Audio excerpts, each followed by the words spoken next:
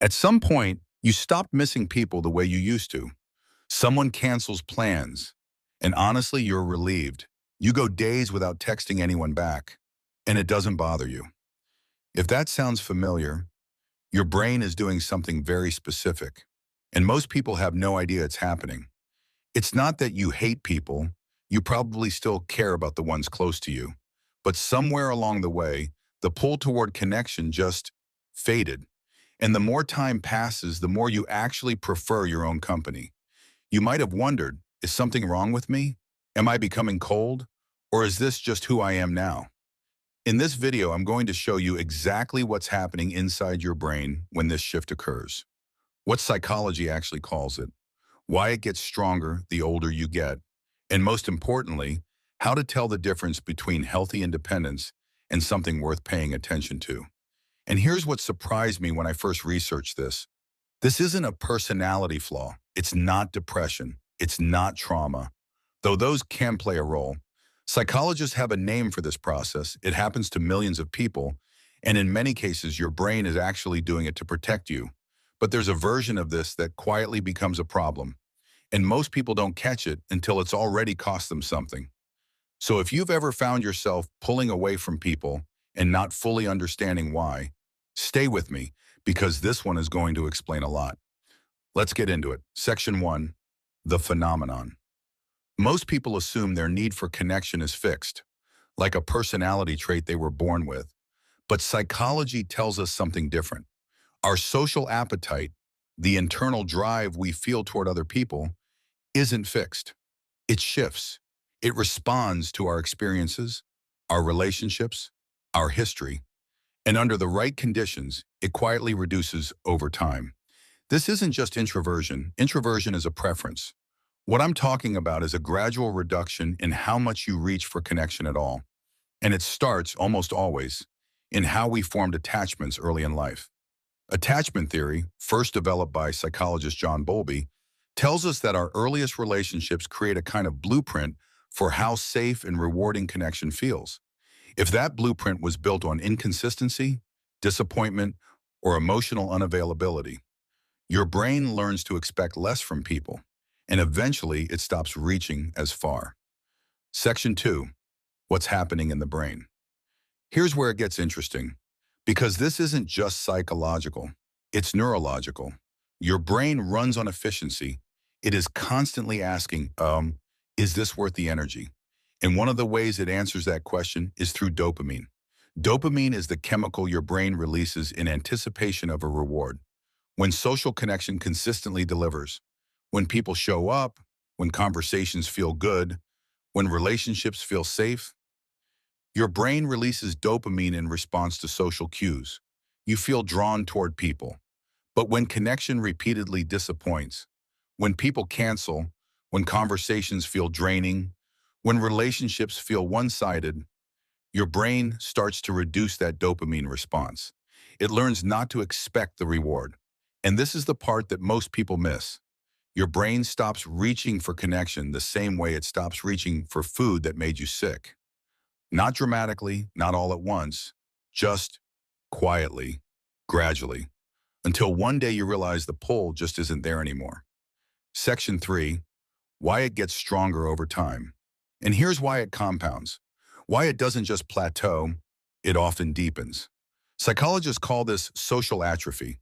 Just like a muscle that's not used begins to weaken, our capacity for social connection can diminish the less we exercise it.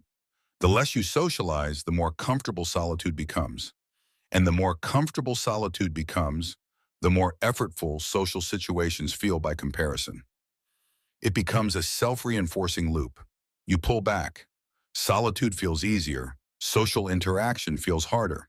So you pull back more, and this is compounded by something else: expectation.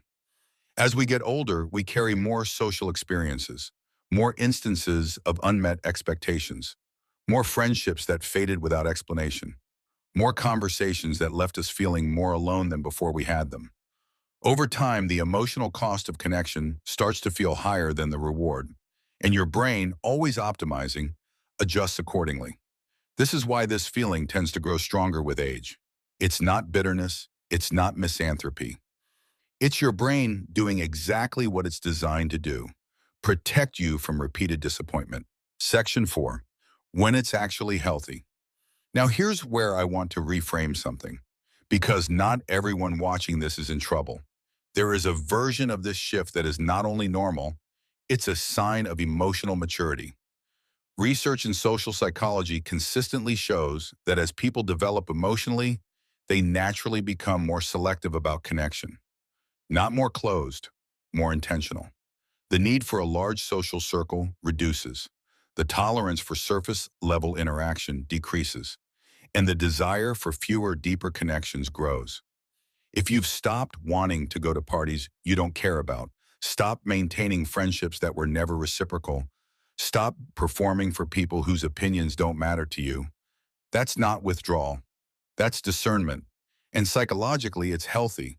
The question is not whether you need fewer people. The question is whether the people you do want, you're allowing yourself to have them. Section 5. When it becomes a problem. But here's the version I want you to pay attention to, because there's a line, and it's easy to cross without noticing. The healthy version of this is choosing solitude, preferring your own company, feeling content when you're alone. The unhealthy version is hiding in solitude, using it as avoidance, shrinking your world not because it feels right, but because it feels safe. The healthy version feels like peace. The unhealthy version feels like disappearing, and you barely notice it's happening. The warning signs are subtle. You might still feel lonely, but the thought of reaching out feels impossible. Your world has gotten smaller over the past year, not because you chose it, but because you just stopped. There are people you want to contact, but something stops you every time, and you're not sure what. That's not preference. That's protective avoidance. And it's worth understanding the difference. Section 6. The 3 questions self-check. So how do you know which version you're in? I want to give you 3 questions, and I want you to answer them honestly. Question 1. When you're alone, do you feel at peace, or are you avoiding a feeling? There's a difference between solitude that restores you and solitude that numbs you. Peace is active. You feel present, content, yourself. Avoidance is passive. You're not really here. You're just not there.